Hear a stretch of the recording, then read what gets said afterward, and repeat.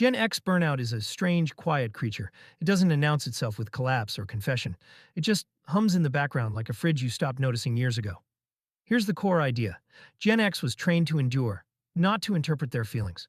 Most Gen Xers grew up during a cultural shift where independence was praised and emotional needs were treated as inconveniences. You were expected to self-soothe, self-entertain, self-correct. If something hurt, you dealt with it. If something felt unfair, you shrugged and moved on. Complaining was weakness. Needing help was embarrassing. That wiring matters. Burnout usually shows up when effort stops producing meaning. But Gen X doesn't frame that as burnout. They frame it as, this is just life. Another layer, they never expected fulfillment from work. Boomers were sold loyalty. Millennials were sold purpose. Gen X was sold realism. Jobs weren't supposed to love you back. You worked, you paid bills, you survived. That mindset protects you from entitlement, but it also silences legitimate exhaustion.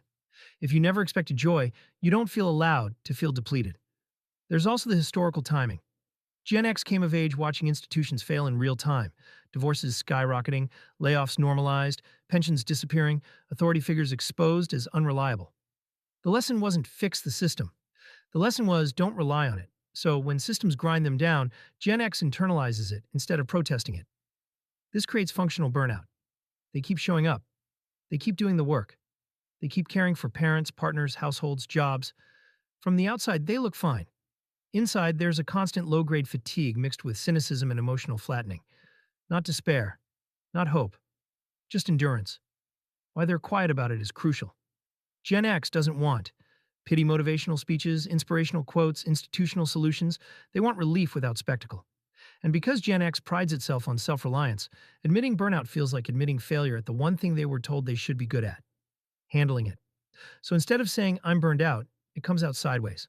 Sarcasm, disengagement, nostalgia zoning out. I'm just tired, which is doing a lot of psychological work. The irony is that Gen X is often deeply competent, insightful, and emotionally intelligent in practice, but emotionally unpracticed in language.